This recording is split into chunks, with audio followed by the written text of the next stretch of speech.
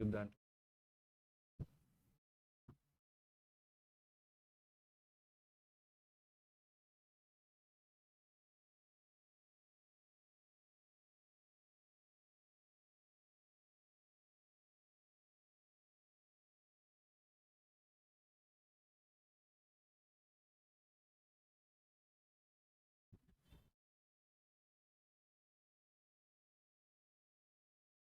Okay, ma. Let's start. Students are yet to come. Shall we start or shall we wait? We'll start.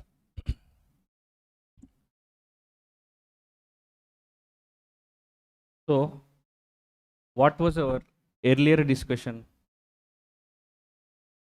In first session, we came to know about the structure of the subject. 60-40. 60? What is 60? 60% weightage comprises of corporate loss. 40% comprises of economic loss. So, what we have already started, corporate loss or economic loss? Corporate loss. Which act? Companies Act. In Companies Act, how many submodules are there?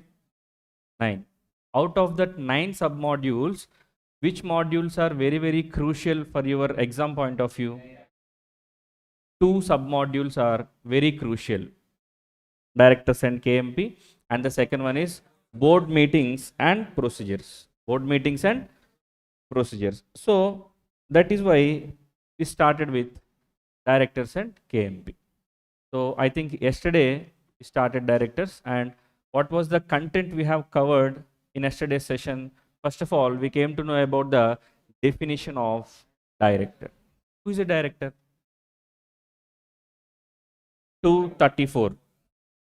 Director is a person who is appointed to the board of the company. And director must be an individual person or maybe an artificial legal person.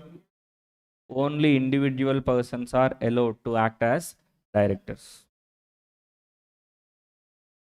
If you want in-depth analysis, only major persons are allowed. No minor, only 18 plus people. Okay, so this is what we call directors. And what is the role and importance of directors? We discussed 5 points. How many of you remember all these 5 points? 5 points. Very good. What is meant by fiduciary position? Relationship with trust and confidence. So, who is trusting whom? Director is trusting the company, right? Director is trusting the company or company is trusting the directors? Company is trusting the directors. So, that is why there exists a fiduciary relationship between directors and company. Point number 1. Point number 2, decision making. So, company needs to take the decisions, but company being an artificial person, it can't take decisions on its own. Human involvement is required. That is why board of directors are there. So, decision making. And the third point, compliance officer. What is meant by compliance? Following the rules. Yesterday I told.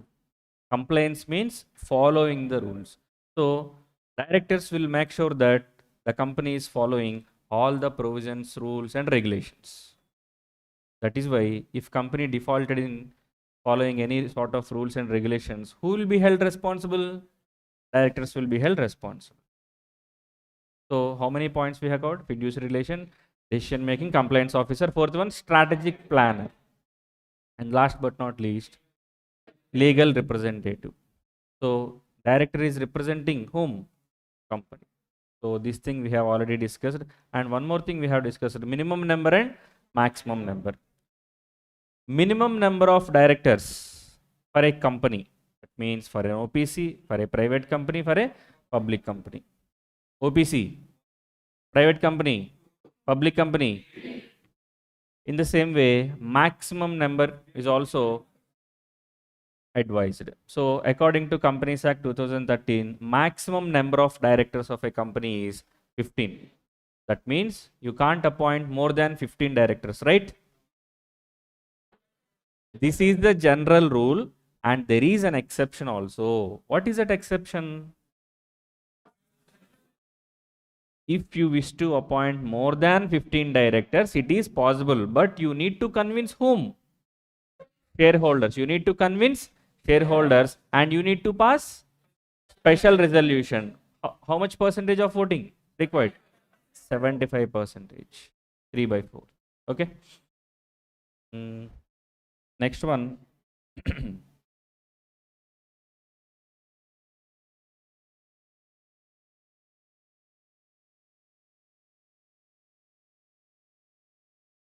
Yeah, definition.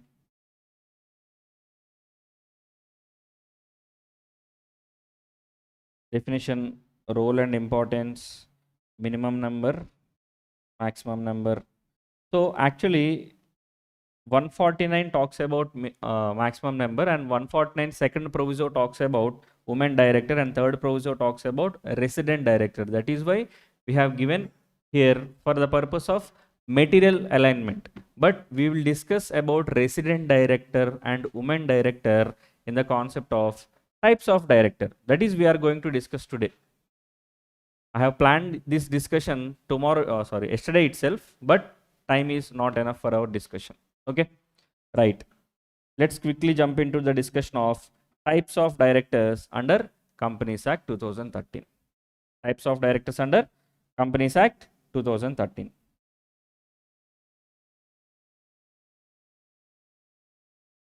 Yeah, this is an important thing. Maximum number is 15, right? Any company, listed company, public, private, after 15 special resolution required, right? So this is the point. This 15 directors limit does not applicable to Section 8 company and a government company also. Section 8 company and government company also. It means in order to appoint more than 15 directors, Section 8 company need not to pass special resolution. In the same way, government company is also not required to pass special resolution. This is the exception. Clear? Normal company, what needs to do in order to appoint beyond 15 directors? Special resolution. So for Section 8 company and government company, this rule will not be applicable. Simple. Okay. Next one, types of directors. I think we have completed the discussion with respect to these two concepts, executive director and non-executive director. Executive director is a director who is going to involve in the day-to-day affairs and management of the company, and non-executive director is completely opposite.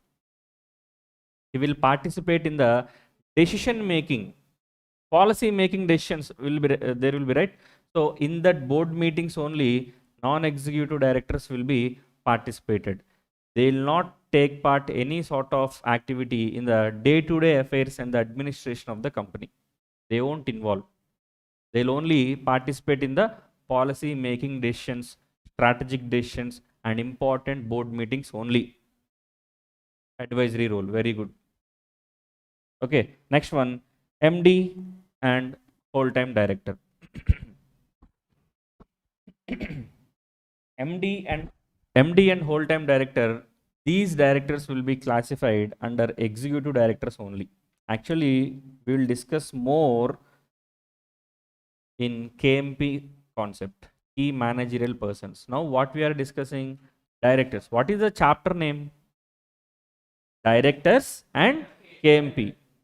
Currently, we are discussing about directors. So, but being in the classification wise, I have already included in this material, but the in-depth discussion will be discussed on KMP concept. Okay, so MD and WTD, managing director and whole-time director. This is there is an important concept here. Kindly pay attention. MD. How many MDs? How many whole-time directors can there in the company? Can be there in the company? There can be multiple whole-time directors. Sir, 6 whole-time directors? Yes, possible. 7 whole-time directors? Possible. According to the operation wise, we can allocate whole-time director. For operations, 1 whole-time director. For finance, 1 whole-time director. He will be called as CFO in Western countries, right? So In this way, we can appoint multiple whole-time directors. They will vigorously involve in the day-to-day affairs of the company, but you are not allowed to appoint more than one managing director. Only one managing director is allowed. Appointing multiple managing directors is not allowed according to the provisions of Companies Act 2013. Only one managing director is allowed. If you wish to appoint more than one person, then you should not use this kind of wording. You can use joint MD wording. Which wording? Joint MD, joint managing directors. Okay. In case of appointing managing directors, you should be very, very cautious in the terminology. So you cannot appoint more than one managing director for a company. Okay, sir, one managing director cannot do all these things, sir. My level of activities and operations are very huge. The workload and the burden will be very huge. In order to discharge by a single person, it is highly impossible. You should change the terminology. Sir, how can I change the terminology? Use manager or use whole-time director. But appointing only one managing director is allowed according to the relevant provisions of Companies Act 2013. Only one managing director. It is very, very important from MCQ point of view. He will frame an example like a case law, or he will try to confuse your minds. So he will discuss in the whole-time director concept and managing director concept. Whole-time directors, multiple persons are allowed. You can appoint n number of whole-time directors if your shareholders permits you. But MD, only one person is allowed. Okay. So why? Because MD is a person who will be entrusted with the substantial powers of the company. He will look after the company at a eagle view. That is, he will be having fair idea about the company in and out manner. 100% knowledgeable person. But whole-time director will be restricted to, whole-time director may not be entrusted with substantial powers. He will be entrusted with some limited powers in his division. Say for example, in production department, we appointed a whole-time director. So he should look after the activities which are going on in production department only. He is nowhere concerned with packing department. He is nowhere concerned with finance department. Nowhere concerned with human resource department. Why? Because whole-time director is entrusted with some limited powers only. Sir, I have appointed a whole-time director and I have given substantial powers among the company. Can I do so? Yeah, you can do so. But generally, he will not be called as whole-time director. He will be called as managing director. No, sir, I'm not going to use managing director wording. I am supposed to use, or I wish to use whole-time director wording. You can do so. It is your choice, your company, end of the day. So what provision is saying? You should not appoint more than one managing director. So as far as you are obeying the rules and regulations, nothing will be disturbed. Okay, so you know the difference between MD and WTD? MD will be entrusted with substantial powers. But when it comes to whole-time director, he will not be entrusted with substantial powers. He will be entrusted with only limited powers generally. There is no hard and fast rule in the Companies Act that whole-time directors should not be entrusted with full powers among the company. If you wish to, you can do so. Sir, I started a company. I appointed a whole-time director. I appointed 3 whole-time directors. Now, remaining 2 directors, I have divided the work among themselves. And the third whole-time director is there. I wish to delegate full powers to this whole-time director. Can I do so? Yes, you can do so. Okay, so this is the concept of MD and WTD. The major difference is substantiality of the powers. That's it. There is no big difference between MD and whole-time directors. Both will be executive directors only. Both are taking participation in day-to-day affairs and administration of the company. There is no big difference. Why? Because both will comes under KMP also, key managerial persons. Okay. In Western countries, generally MD will be called as CEO. MD will be called as CEO. Sir, one more doubt. Sir, I started a company. I wish to have CEO as well as MD. I wish to have CEO as well as MD. Is it possible according to the provisions of Companies Act? Answer is no. Should not have CEO parallel to MD. Students, CEO and MD both are discharging the same duties, right? The terminology is different, but what they are going to do is exactly same. What Companies Act is saying, there should not be multiple managing directors. In the same way, what you are doing, you are appointing CEO as well as MD. So I think you got the point. Understand? CEO and MD not possible. Either CEO or MD. Two managing directors, allowed or not allowed? Not allowed. In order to have multiple managing director, only one way is there. What is the way? Joint MD. Joint MD. Okay. Next one, independent director. This is also we are going to discuss in a deep way in coming chapters, coming concepts. And nominee director. I think you know about the limits of independent director, right? Paid up share capital 10 crore or more. For listed companies, it is mandatory to have independent director. How much? 1/3 of total strength of directors. For unlisted public companies, threshold limits have been given. What are those threshold limits means?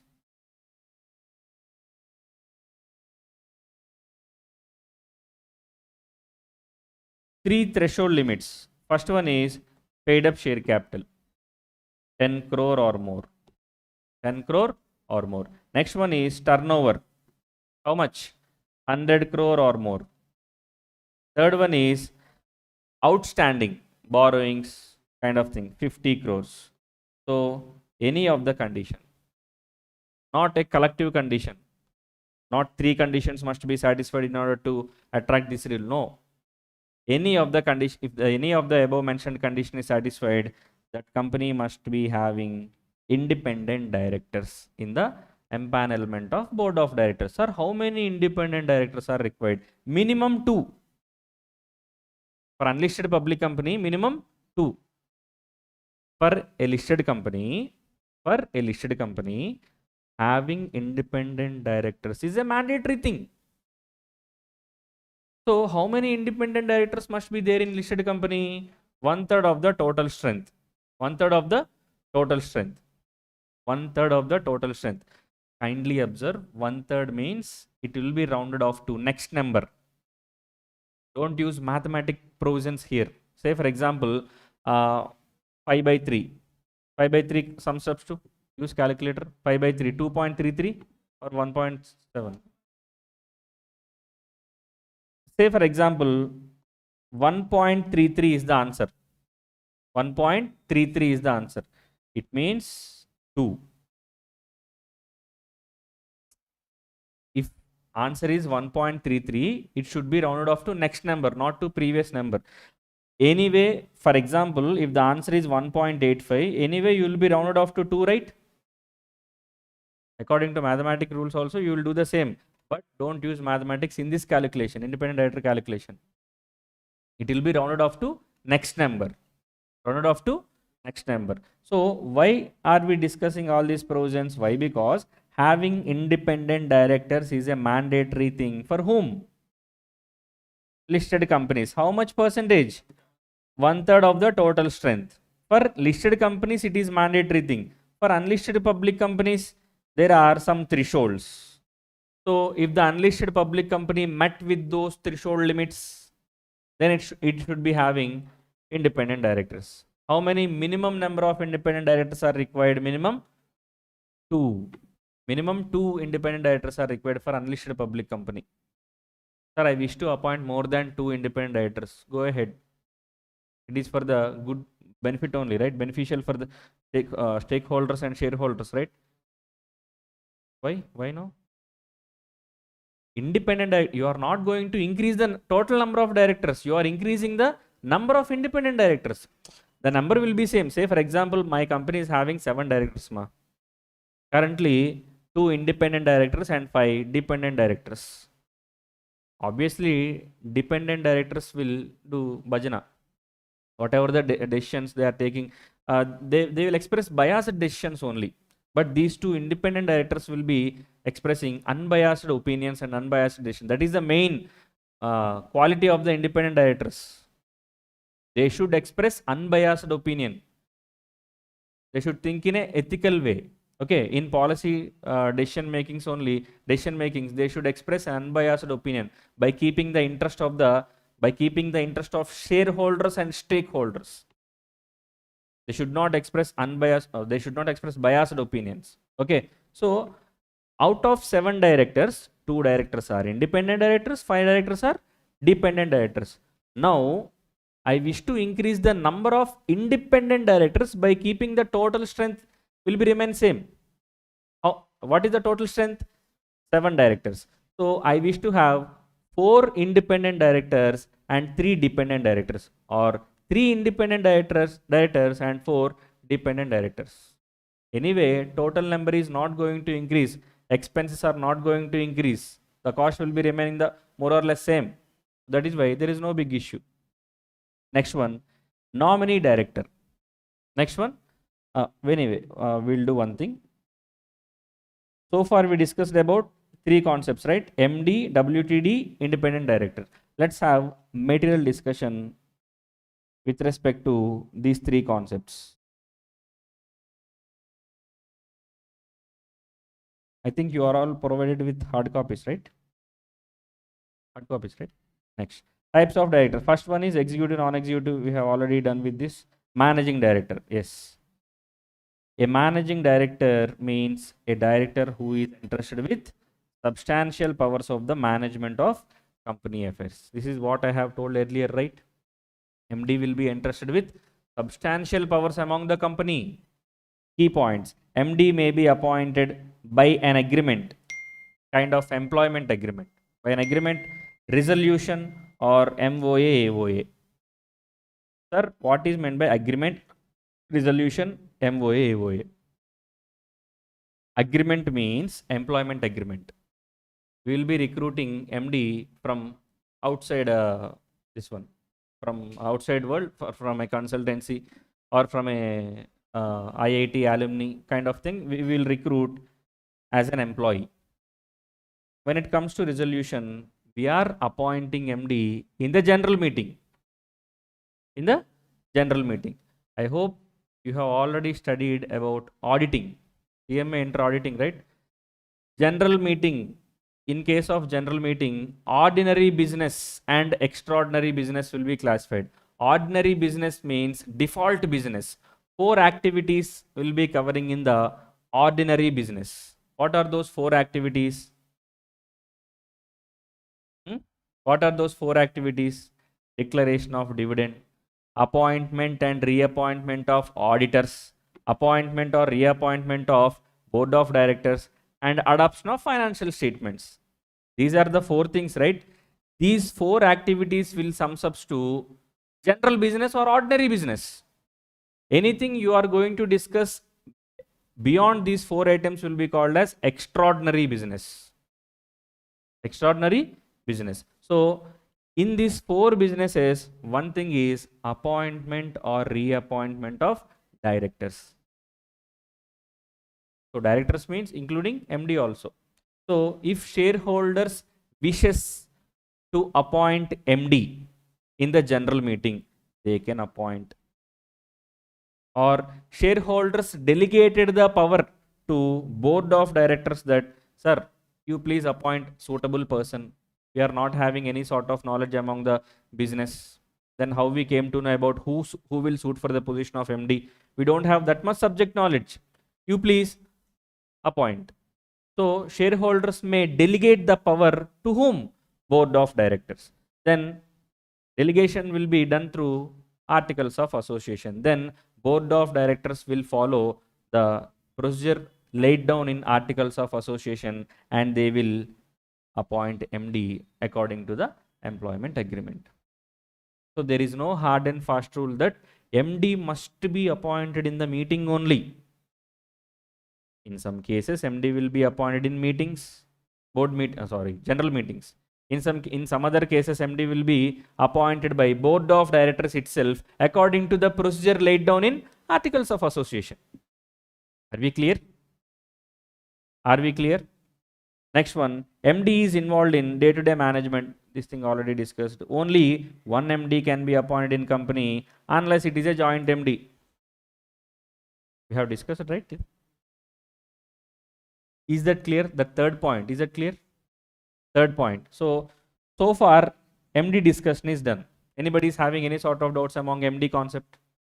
Clear? Clear. Next one, whole-time director. A whole-time director is a full-time employee of the company and is entrusted with regular duties. Entrusted with substantial powers or regular duties? Regular duties with respect to limited divisions. Okay, or maybe whole divisions also. Next one includes executive director. I have already told earlier, whole-time director is nothing but an executive director who is going to take part in the day-to-day activities of the company. Okay. Remove the hand. You're feeling sleepy, right? Next one, subordinate to the board and MD. Who is subordinate? Whole-time director is a subordinate person. Subordinate person means upper level or lower level? Lower level. Why lower level? Why whole-time director is a subordinate to MD or subordinate to board of directors? Excellent. Why whole-time director is a subordinate to MD? I have already discussed a few minutes back only. Why? Because MD will be entrusted with substantial powers, means full powers. But whole-time director may not be allotted with full powers. In general, whole-time director will be allotted with only limited powers with respect to the stated divisions. So that is why, who is a subordinate? To whom? To MD or collective board of directors. Clear? Is it clear? I need responses. That is the bare minimum you can do. You are even unable to say yes or no. How I came to know whether you are understanding or not? So I need a firm yes. Okay. Whenever I am asking question, please try to participate. That is the minimum effort you should put in the class. Okay.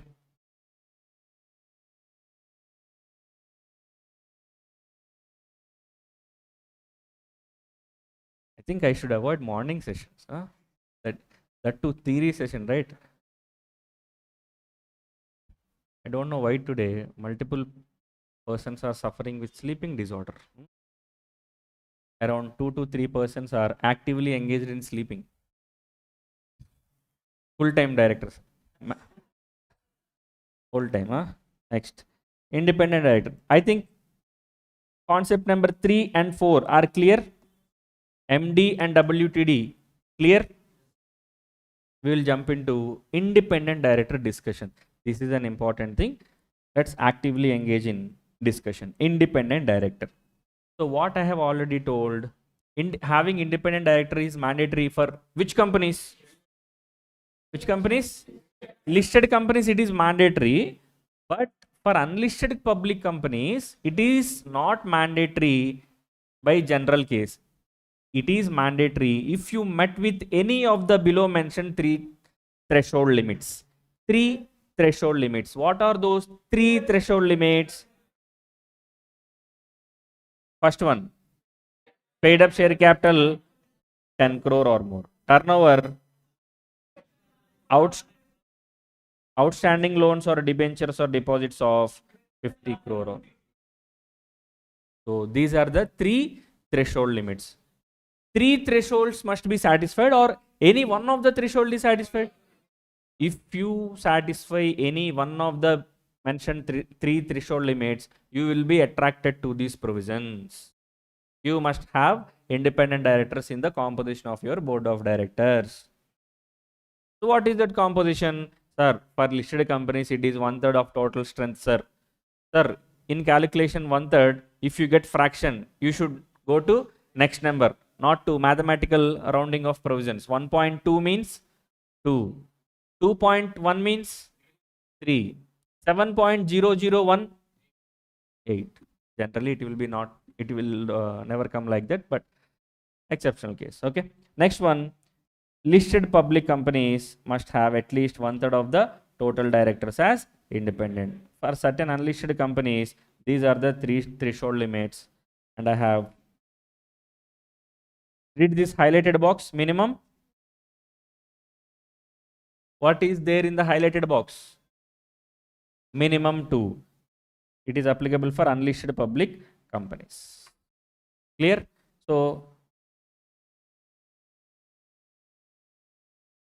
yes. First of all, let's quickly understand about this concept. An independent director is a director other than managing director or whole-time director or nominee director who is, this point is very important, not related or not related, not related to promoters or management. That is the very important thing. If you are related, you will never be termed as independent director. You will be a dependent director. Okay. So what are the qualities of independent director means? What are the qualities of independent director mean? These are the qualities. First one, he or she must possess integrity and relevant expertise. Integrity and relevant expertise. Integrity means honesty, sticking on to the rules and ethical values. We can expect unbiased opinions only from that kind of persons only, right? Next one, there should be no pecuniary relation between proposed independent director and the company or the management. So if you are having any sort of pecuniary relationship with company or relationship with promoters or directors, then you are going to express biased opinion or unbiased opinion. Biased opinion. That is why you are disqualified. So in order to act as an independent director, certain basic qualifications are required. And the third one, independent director must not be a KMP or employee in the current year or past 3 years. Why? What will happen if you are a employee of the company? Exactly, control. So the company's management is going to have control among you. So even though for the namesake, if you are called as independent director, then even though for the namesake you will be called as an independent director, but in reality you are not going to express unbiased opinions. Okay, next one, last but not least, must not be a relative of promoter or a relative of managerial personnel. In simple, why we are calling independent director as independent director? Why? Because he should act in a independent position. He should not be in a dependent position. For that thing, he should not be related with company in any manner. In real-time scenario, independent directors will be appointed. There is a website, there is a knowledge hub for independent directors. Even though you also can register and you also take the empanelment, you will simply I think all are above 18, right? Then you can empanel, but around 5,000 or 10,000 basic minimum fees will be there. No one knows. Maybe a company needs a separate and independent person, which is, say for example, there is a company in Rajasthan. It is searching for an independent director, searching for a person for the position of independent director who is nowhere related to Rajasthan. Then you are the person. Are you having any pecuniary relationship with Rajasthan or Rajasthan entity companies? No. maybe a jackpot will be came to you. So with your skill set, kind of resume, with your skill set, you can register in the empanelment and nobody knows. Maybe some companies will approach you for the appointment of independent director. Okay, no problem. Next one, these are the qualifications.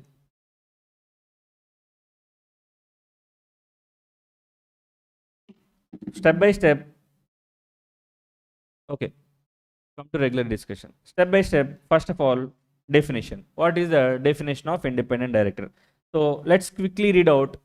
First one, an independent director is a executive or non-executive? Non-executive means he is going to participate in the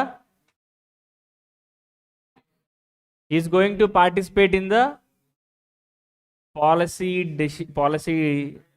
decision making meetings only. He is not going to participate in the day-to-day affairs of the company.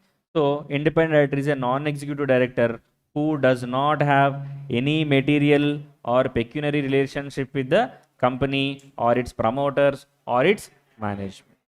Next, applicable to whom? We have already discussed. For listed companies mandatory, unlisted companies according to thresholds.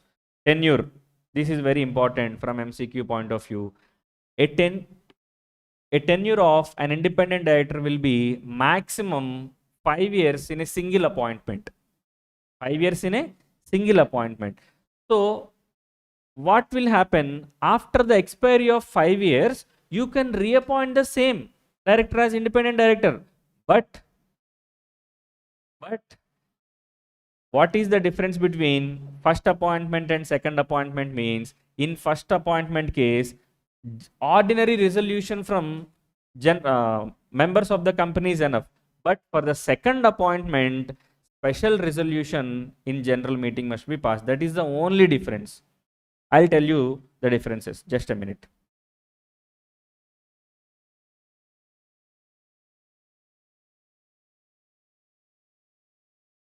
Listen carefully.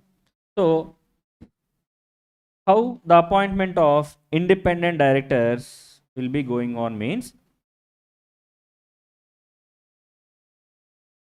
in general, independent directors are not going to appoint from shareholders meeting or shareholders point of view. First of all, the appointment will be done by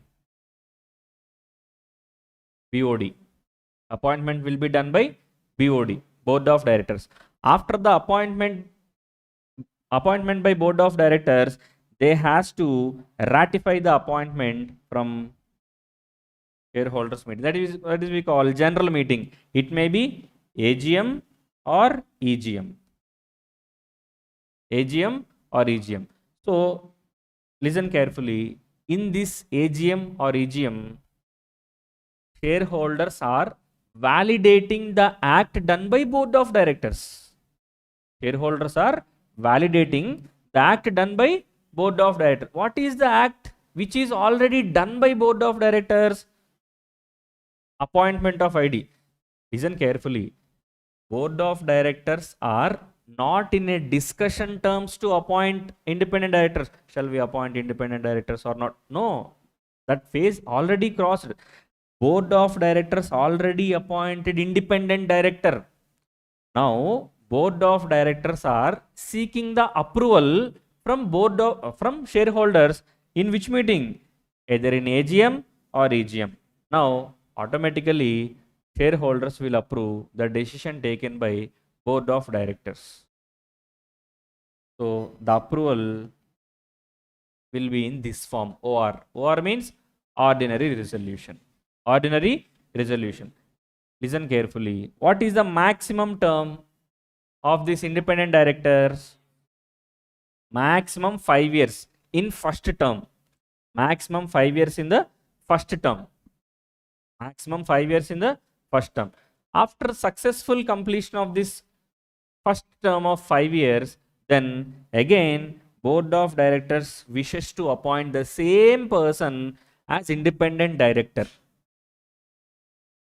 If they can do so, yes, they can do so. Again, the same process. First of all, board of directors will conduct a meeting. Board of directors will conduct a meeting and they will pass a resolution. They will pass a resolution for appointment of the same person as independent director for few more years. That is maximum 5 years. Another 5 years. First 5 years already expired.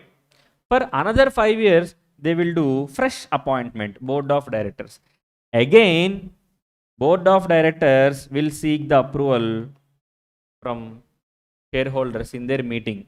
Which meeting? AGM or EGM? AGM or EGM. Now, shareholders will approve this second appointment through special resolution. Ordinary resolution is not enough for the reappointment of independent director for the second tenure or second term. Which resolution is required? Special resolution is required.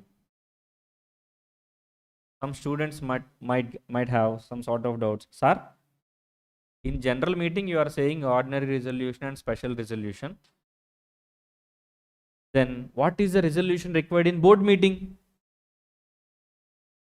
In case of board meeting, there is no concept of ordinary resolution and special resolution. There is only one resolution, board resolution. If majority members presented in the board of directors meeting accepted for it, it will be called as resolution passed. If majority members are against for the decision, resolution is rejected. Resolution does not pass. Simple. There is no concept of ordinary resolution and special resolution in case of which meeting? Board meeting. Only resolution passed or not? Yes or no? Simple. No bakwas. But in case of general meeting, for first appointment, ordinary resolution is required, and for the second appointment, special resolution is required. So collectively, how many years has passed? 5 plus 5, 10 years. Sir, for third appointment also, we wish to have the same independent director with our company. Is it possible? No. Cooling period is applicable. What is the cooling period means? How much is the cooling period means? 3 years. So, in these 3 years, he should not be associated with the company directly or indirectly.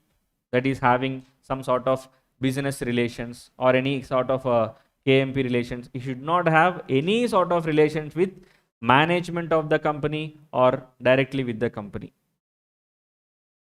If this 3 years cooling period is expired, then again he is eligible to appoint as independent director for another 5 years in the same way. And the cyclical process will keep on going on. Clear? What is the cooling period in case of independent directorship? 3 years. Maximum in first tenure. What is the maximum tenure? In first appointment, 5 years. In second appointment, another 5 years. But what is the main difference between first appointment and second appointment means? That is, in case of first appointment, board of directors by passing the resolution at their board meeting appoint the independent director and will seek the approval from shareholders in the general meeting. Shareholders will approve the appointment by expressing the ordinary resolution. This is the main case. The same procedure will be copied and pasted in the second appointment also, except one thing. What is that one thing? Special resolution.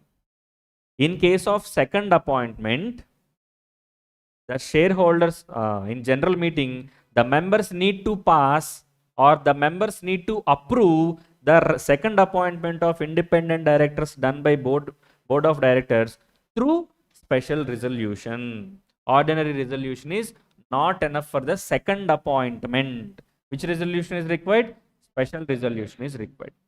And after the successful completion of this 10 years tenure, what is the cooling period applicability? In these 3 years, if he is having any sort of business relationship or pecuniary relationship with the company, directly or indirectly, he is not eligible for the third appointment. He must not be having any sort of material business relationship with the company directly or indirectly. if he is not having any sort of business relationship, then after completion of cooling period of 3 years, then again he is appointed to act as, again he is eligible to act as independent director of the company. Are we clear with independent directors appointment and reappointment? Appointment and reappointment, clear?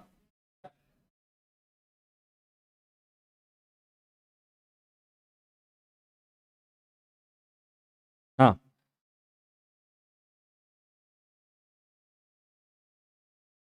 What is the underlined word?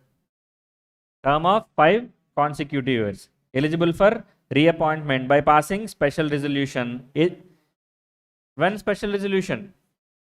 Reappointment. Reappointment means first time appointment or second time appointment. That is why special resolution. Clear? And maximum 2 terms, that is 10 years. Cooling off period. How many years? 3 years. So appointment must be approved by shareholders in a general meeting. First appointment can be done by board, then confirmed by shareholders within 3 months or next AGM.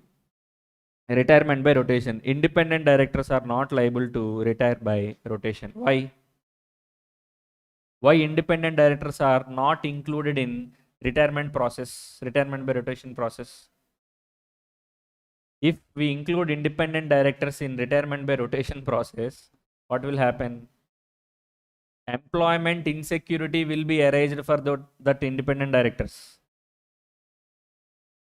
If I genuinely speak, if I speak honestly, they won't reappoint me, in the coming meeting. So I should express biased opinions. If I express unbiased and honest and straightforward opinions, my employment will be in danger zone. That is why they'll try to express biased opinions rather than unbiased opinions. For what purpose you are appointing independent directors? To express unbiased opinions. But the main purpose is not serving. That is why in case of retirement by rotation, independent directors are not at all included. That is why fixed term is given for independent directors. 2 years, 3 years, 4 years, 5 years, like that. 6 years? 6 years? I have a company, ma. I know a friend who is a very straightforward person. There is no other, I can't find a better person for the role of independent directorship other than this my close friend. I wish to appoint this person as independent director to my company straight away for 6 years. Straight away for 6 years. Is it possible to do so? Is it possible to do so? Not at all possible. First appointment must be done only up to 5 years. After completion of 5 years, we'll think about reappointment. Okay, so that is the thing. Next one, remuneration. Remuneration. Independent directors will be awarded with only sitting fees and other reimbursements of expenses, and profit related commissions we can give. Profit related commission and share in the profit both are not same. Commission in the profit, share in the profit, both are not same. Say for example, you are a marketing person. You are a marketing person for a reputed MI mobiles. For MI mobiles, you are acting as a selling agent or marketing agent. Company told that 10% of the selling price is your commission, no fixed salary. Or some fixed salary is there, 20,000 or 30,000. And for each mobile you will sell, 10% of the selling price will be your commission. Say for example, you sold 3 lakhs worth of mobiles in this month. What is your commission? 3 lakhs worth of mobiles you have sold. What is your commission? 30,000. How you calculated 3 lakhs into 10%? That sums up to 30,000. So I came and observed the whole picture, and I'm saying now that you and MI are partners. I'm saying that you and MI are partners. Is it real? You and MI are not at all partners and you are not at all doing partnership business. He is just offering percentage in the selling price in the name of commission in order to motivate you to sell more and more products. That's it. This is not a partnership business. This is a commission activity. In the same way, independent directors can be awarded with commission in the profit, not share in the profit. In order to give share in the profit, independent directors are shareholders. Can we appoint shareholders as independent directors? The main purpose is not serving, right? What is the main quality of independent director? He should not be having any sort of relation with the company. If you are a shareholder, you are having direct affair with the company, direct relation with the company. So you are disqualified to appoint as independent director. Are we clear? Share in the profit and commission in the profit both are. Share in the profit is different and commission in the profit is different. Which thing we can give to independent director? We can give commission on the profit.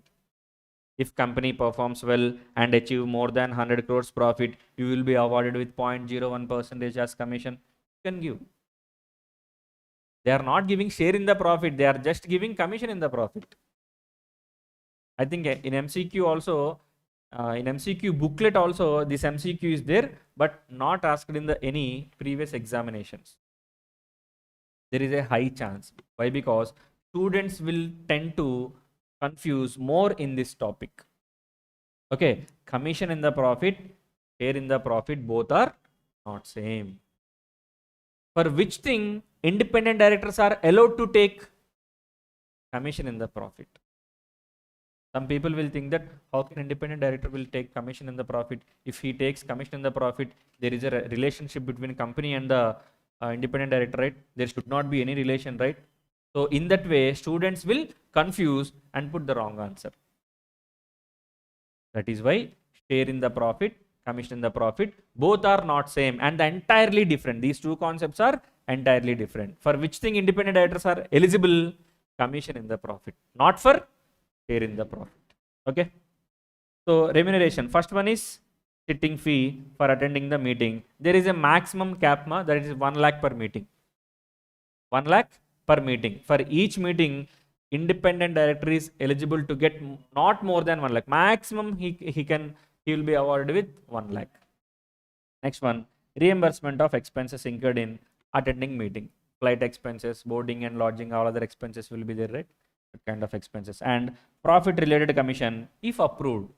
If there is in the terms, profit related commission will be given. Profit related commission or profit related share? Profit related share or profit related commission? Profit related commission. Eligible or not eligible?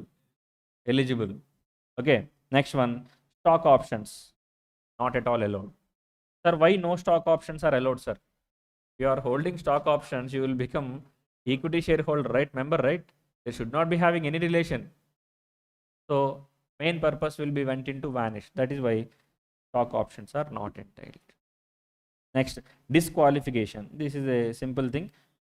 Cannot be related to promoters or director. Must not have had any pecuniary relationship with the company in the last 2 financial years or current year. That sums up to 3 years. Next one, duties. What is the duty of independent director? To uphold the ethical standards, act objectively and independently, exercise the responsibilities in a bona fide manner. What is bona fide manner? Bona fide intention. Latin word. Bona fide means? Bona fide means?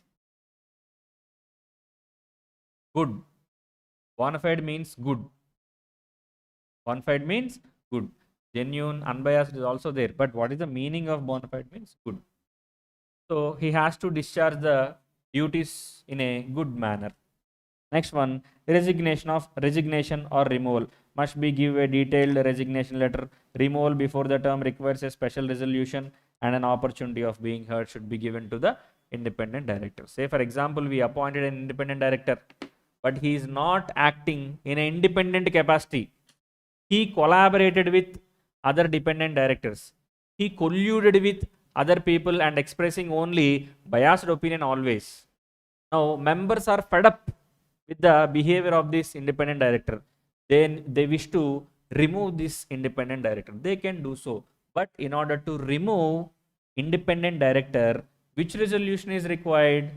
Special resolution. Why I am stressing this topic? Because for removal of a director, ordinary resolution is enough for the members. Listen carefully. Sit properly. Sit in a straight way. For removal of a director, in general, to remove a director, which resolution is enough? Ordinary resolution is enough. But for the removal of independent director, which resolution is required? Special resolution. That is the difference. Okay. So generally, independent director will be having some additional advantage or additional security or restrictions when compared with other directors. These are the things. Generally, students will confuse in these areas. That is why I am again and again stressing these areas. Profit related share or profit related commission, ordinary resolution, special resolution, the same way. Board resolution, ordinary or special, there is no such thing. In case of appointment or reappointment of independent director, in case of appointment, which resolution is required in general meeting? Not board meeting, general meeting. Which resolution required for first appointment? Ordinary resolution. For second appointment, these are the things which students will tend to confuse more and more when compared with other directors. That is why I am revising it multiple times. Are we clear so far? Today what we have discussed? MD, WTD, independent director. How many MDs can be there in the company?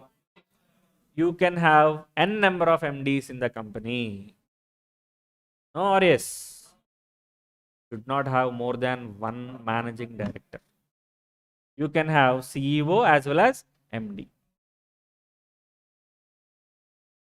You can have parallelly, you can have CEO as well as MD. No.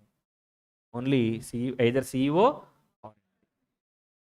The second thing is, who is subordinate to whom? MD is subordinate to whole-time director.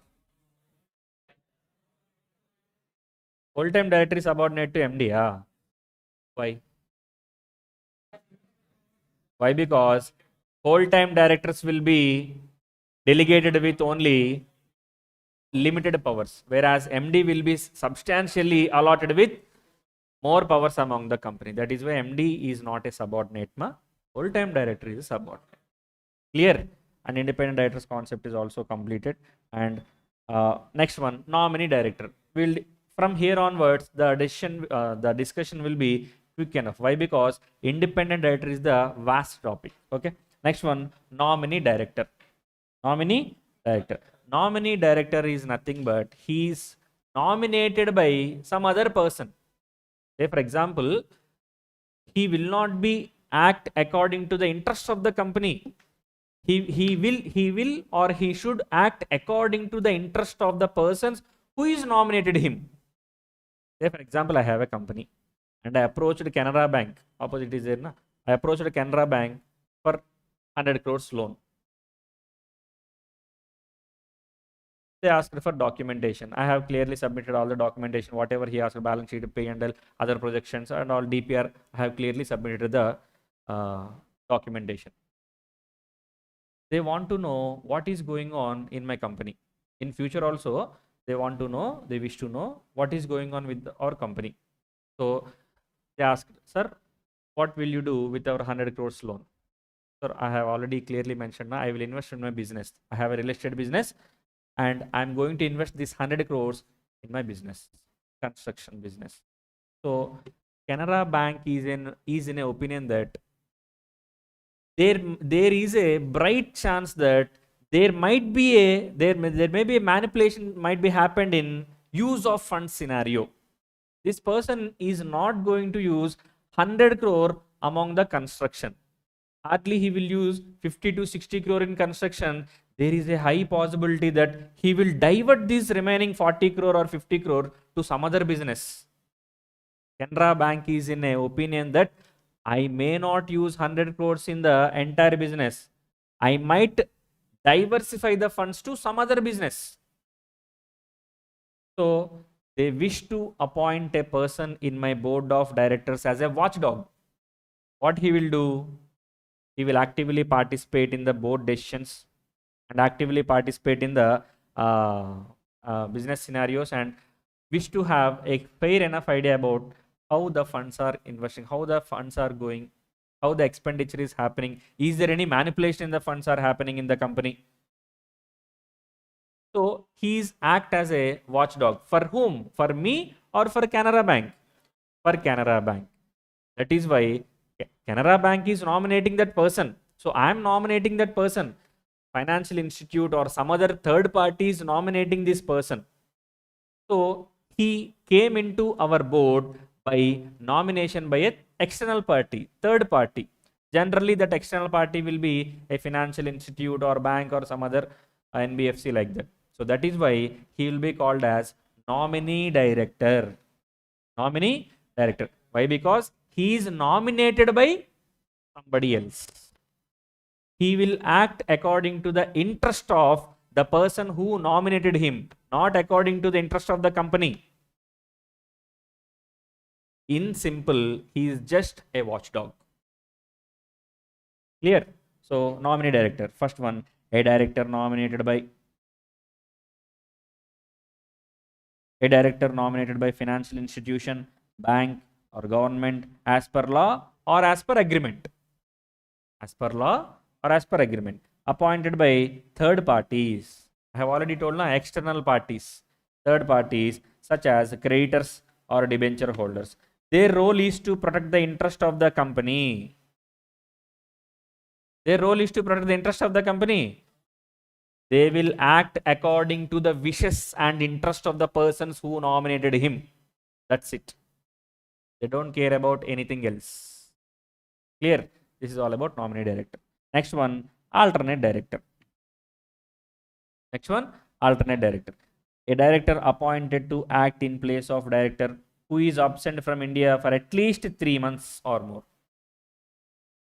So that person should go on a foreign trip or that person should go abroad for minimum 3 months or more. Then only alternate directorship case will be arise. Say for example, we appointed X as director in our company. For a 10 days business trip, he is going on vacation to some other country. Now, is there any requirement arises for appointment of alternate director in place of X? Just going for 10 days, right? So, no need to have any sort of alternate director. You have only alternate director when the director is going to abroad beyond or equal to 3 months. 3 months or more. Okay. Next one, conditions. Can be appointed if authorized by articles of association or resolution. Next, cannot be appointed for an independent director unless unless qualified. Unless qualified means, say for example, independent director qualifications are more or less personal attributes, right? Those are all personal qualities, expressing unbiased opinions. These are all personal traits. So, if you wish to appoint alternate director in the place of independent director, that person who is going to appoint must be also possessed with the same qualities of the main person. You can't substitute a tukada person with a genuine person.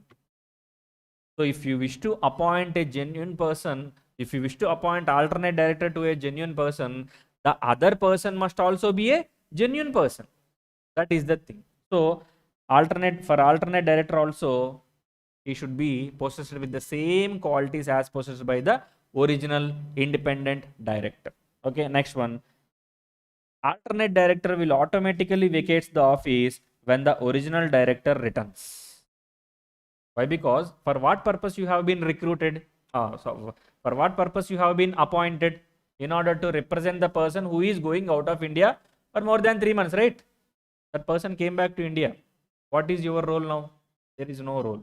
That is why your directorship will be automatically terminated as and when the main person returns.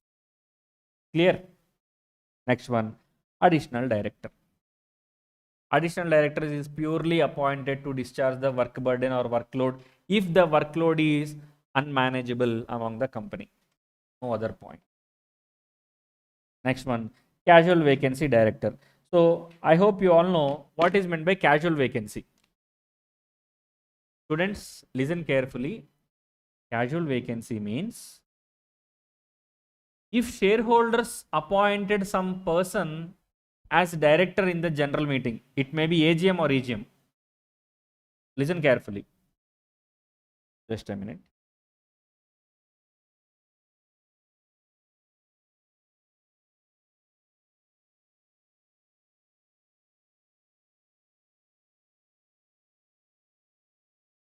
We are discussing about casual vacancy. So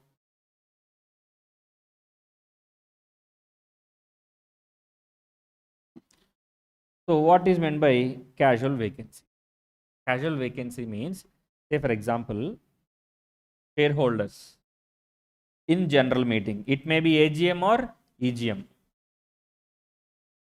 Appointed a person as director. So the appointment is done by whom? By board or shareholders? This person has been appointed by shareholders. In which meeting? General meeting. In which meeting? In the general meeting. Either it may be AGM or EGM. Okay. Now, shareholders appoint a person as director for a period of, say, for example, 9 months or 12 months or 2 years or 3 years, whatever the time it may be. Time is not at all relevant here. It may be 9 months or 6 months, 3 months, 1 year, 1.5 year, 2 years, whatever it may be. So now, before the expiry of the original term, if the vacancy arised in the position, it is called as casual vacancy. Say for example, listen carefully, this is very important concept. These 3 guys are board of directors in a company. These 3 persons are board of directors in a company. These 3 persons appointed some X as director in the company. Now, the appointment is done by whom? Members or directors? Appointment is done by 3 board of directors. So, the original appointment is done by directors, not by members, not by shareholders in the general meeting, AGM or EGM. So, now, if you appointed, what is the name? Mr. X as a person. So, if X left the directorship even before the expiry of the tenure, X left the directorship even before the expiry of the tenure, then who will fill the vacancy? You are the persons who appointed, right? Simply you will reappoint some other person as director in the vacated position. Clear? So the rule number one is, if the appointment is done by board of directors, automatically the reappointment will also be done by board of directors. There is no big deal in the reappointment. There is not at all a big deal in the reappointment. When the question will arises means, listen carefully. If the appointment is done by shareholders, done by whom? Shareholders in the meeting. Shareholders appointed the director for a fixed term, 1 year or 6 months or 2 months or 2 years, whatever it may be. Before the expiry of the tenure, the vacancy arose in the position of director due to various reasons: death, disqualification, insolvency, unsound mind, whatever the reason may be. For that reason, death is accidental or expected? Accidental always. So no one knows who is going to die at what point of time. So after appointment done by shareholders in the general meeting for 2 years, after expiry of 1 month only, that person expired. That casual vacancy arises. So in the previous case, appointment done by these 3 directors. So the reappointment will be also done by 3 directors. Now in the below discussed case, the appointment is done by shareholders in the general meeting for a period of 2 years. But unfortunately, after expiry of just 1 month or 2 months, That is, before the expiry of the original tenure or original term, director left due to various reasons. He might be disqualified, he might died, he might be attracted with insolvency or unsound mindedness, whatever the reason may be. Now, that thing is called as casual vacancy. That kind of vacancy is called as casual vacancy. Each and every vacancy is not casual vacancy. You appointed X as director. X left even before the original term. Now it is called as casual vacancy. Even though it is casual vacancy, who need to fill it? You are going to fill it. Now, shareholders appointed some person as a director. That is the original appointment done by whom? Shareholders for a fixed term, for a tenure. Before the expiry of the original tenure, vacancy arises in the position of the director. Now it is called as casual vacancy, and that casual vacancy. So in general, who appointed the director? Shareholders. Now in order to fill that vacancy, if I call general meeting, time waste, money waste. Do you know how much money will be spent, or how much amount will be expended on calling a one general meeting? For an average public company, it will be around 5 to 7 lakhs for a single general meeting. 5 to 7 lakhs is very, very, very average case. That is for a public company who is having members of 500 or 600, that kind of company, for in order to convene a general meeting, on an average 5 to 6 lakhs or 5 to 7 lakhs will be expended for one general meeting. It is a costly affair. That is why, if casual vacancy arises, if I need to call again shareholders for the general meeting just for a small thing, what is the small thing? Appointment of a director. Appointment of a director. It is not at all practically viable. That is why Companies Act delegated that power to whom? Board of Directors. So who has the powers entrusted to fill the casual vacancy position? Board of Directors. Okay, that is all about casual vacancy.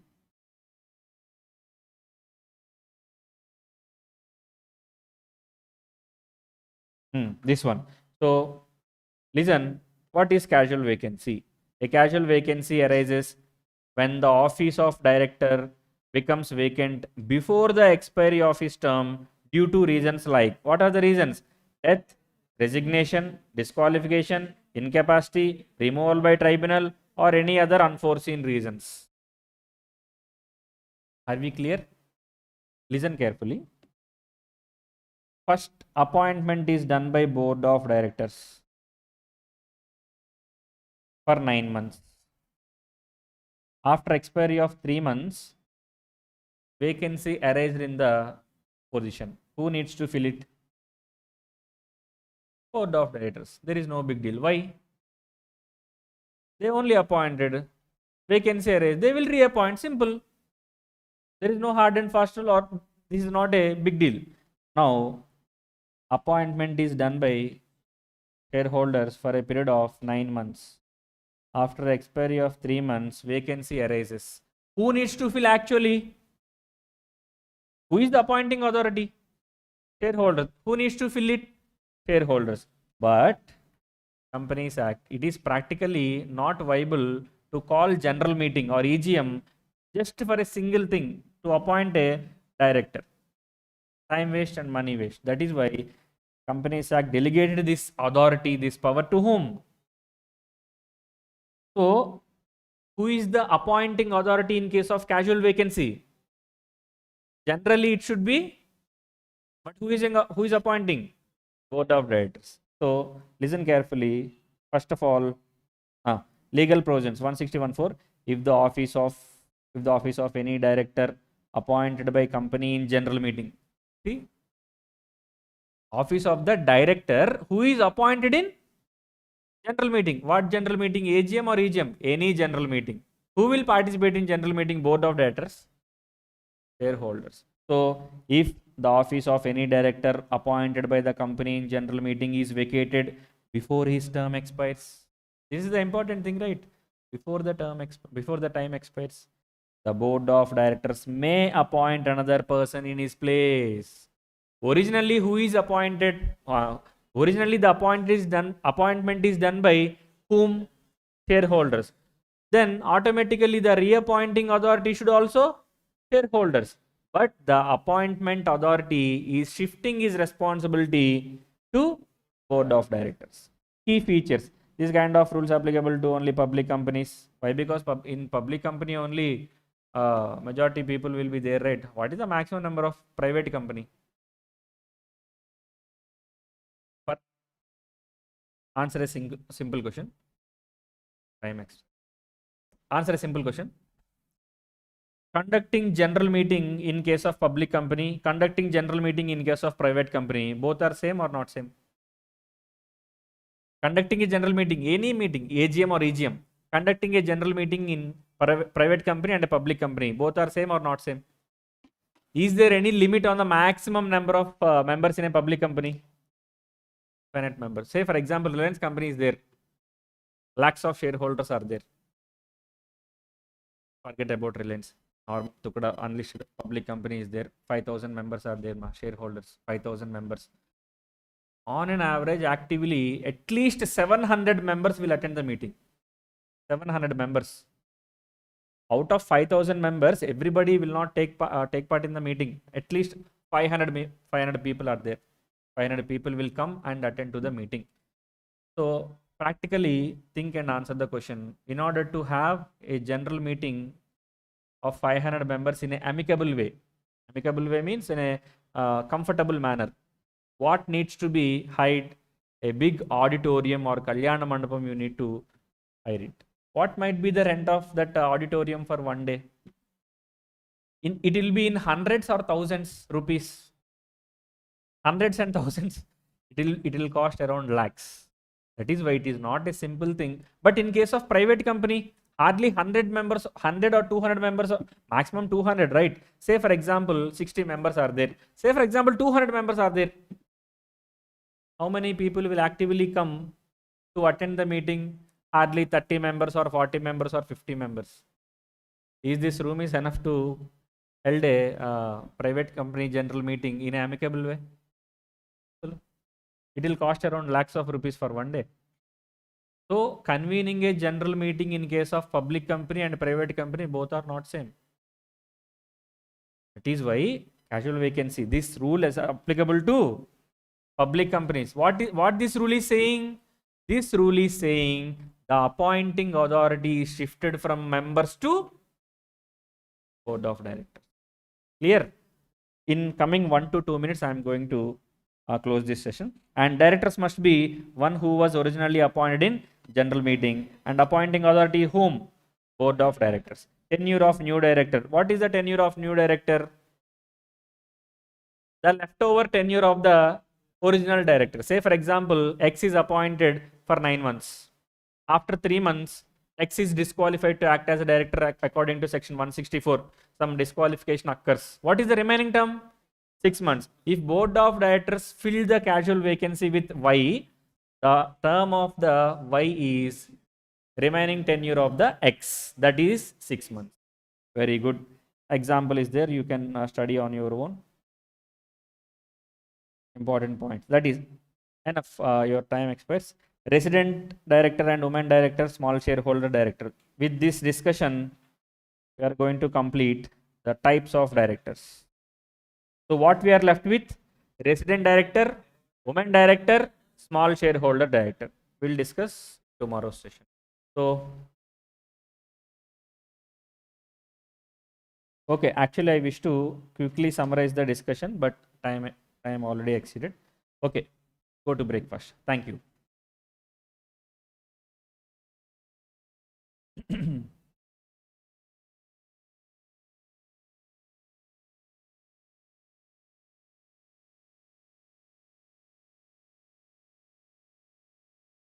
Vijesh, end your stream.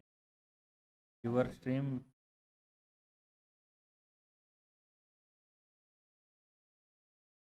Vijesh was asking a question. Outstanding loans and debentures in excess of 50 only, not equal to Vijesh, are you in live or not? I don't know. But the answer for your question is 50 or more. Even though it is 50, the rule applicable. Jai Gupta, please provide the note. What is the note, ma? Notes, soft copy notes. I think it will be shared in your Telegram.